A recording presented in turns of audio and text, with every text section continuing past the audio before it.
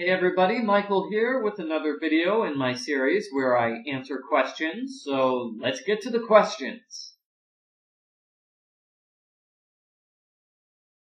I think I'm going to go for Nancy Drew, Curse of Blackmore Manor, or Nancy Drew, Shadow at the Water's Edge. I'm not sure which one, but both of those games have plenty of scary scenes. I don't think I have a favorite ending per se. There are certain parts I like about the different endings. For example, I like the culprit being revealed in Nancy Drew, Ransom of the Seven Ships. I also like Nancy Drew, Secret of the Scarlet Hand, when the culprit just goes, "Confound you, Nancy Drew!" That was a fun scene. But as for overall, I'm not sure that there's an ending that I like more than any of the others. Just in general, all the endings are pretty much the same. The culprit goes to jail, and everybody else lives happily ever after.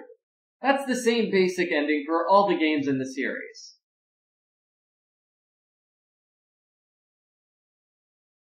Oh boy, another question about Nancy Drew. I don't know what my favorite book in the series is.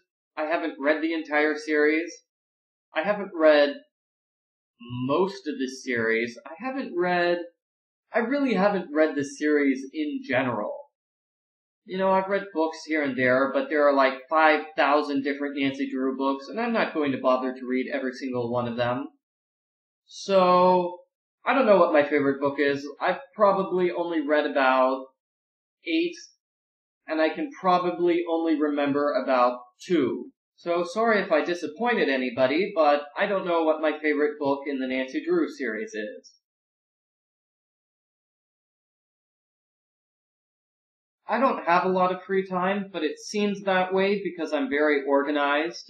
I don't know if you can see this, but this is my planner. I keep it on my desk, so I see it every single day. And basically, it just has the entire day planned out, what I'm going to do, when I'm going to do it.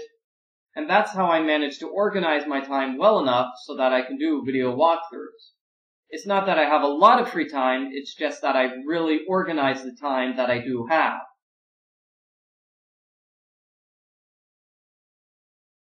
I've only entered one contest that the Nancy Drew people have put on. That would be the one to have your picture inside a Nancy Drew game, and I won the contest, so I'm not going to enter any other ones because I don't want to push my luck. You know, I won one contest, I don't need to win any more, I'll let other people win the other contests. I've done a lot of recording, but I've never appeared on TV.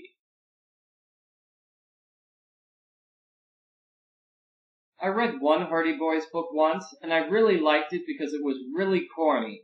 I mean, they were chasing the bad guy. How did it go? Let me see if I can remember. They chased the bad guy through a forest. Okay, this is how it goes. Okay, they're in the forest, and they're chasing the bad guy, right? And they come to this mountain, so they have to do mountain climbing up to the top of the mountain to capture the bad guy. And the bad guy has hang gliders at the top of the mountain. So they go hang gliding off of the mountain, and where do they land? They land in a river where they have to go river rafting in order to catch the criminal. And I just thought that was ridiculous. They go chasing, mountain climbing, hang gliding, and river rafting all in the course of about 15 minutes. I just thought it was ridiculous. They had one too many chase sequences in a row. But all in all, I liked the book. I thought it was entertaining because it was kind of ridiculous. Okay, so I would be Polish on my father's side and Irish on my mother's side. And some people would say, oh, so you're 50% Irish and 50% Polish. But personally, I see myself as 100% American. I was born here in the United States. I've lived here all my life. I've never left the United States, so I feel a much stronger connection to America than I do to Ireland or Poland. For me personally, the issue isn't whether or not a game has cartoony graphics. The issue is whether or not the graphics look good. If the game has cartoony graphics and they're really good cartoony graphics, then that's okay with me. Now, if a game has cartoony graphics and the graphics kind of look ugly, such as Legend of Zelda Phantom Hourglass. The cartoon graphics they had for the GameCube game, Wind Waker, they were okay, but when they got ported over to the DS for Legend of Zelda Phantom Hourglass, they just sort of got changed. It just looked uglier than it did on the GameCube version, so I really didn't like the graphics there in Phantom Hourglass. I just really didn't like Phantom Hourglass in general. No offense, I know a lot of people like the game. I personally dislike it. I just can't stand the control scheme, and the fact that the graphics aren't as good as they were on the Wind Waker version, the previous game in the series, is just sort of another reason for me to dislike the game. But getting back to the topic of cartoony graphics, I think that if a game has good graphics, then it has good graphics, whether or not the graphical style is cel-shaded, stick figures, uber realistic, or just cartoony. Okay, well it's 12:15, so I need to get to lunch, so this is going to be my last question for today.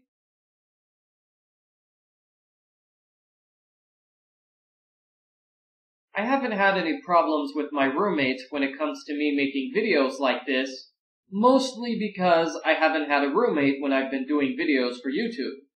Yeah, I started in 2007, and from 2007 to 2008 I had a single room, so I didn't have any problems with roommates, and I could be as loud as I wanted to be when making these videos. I still don't have a roommate today.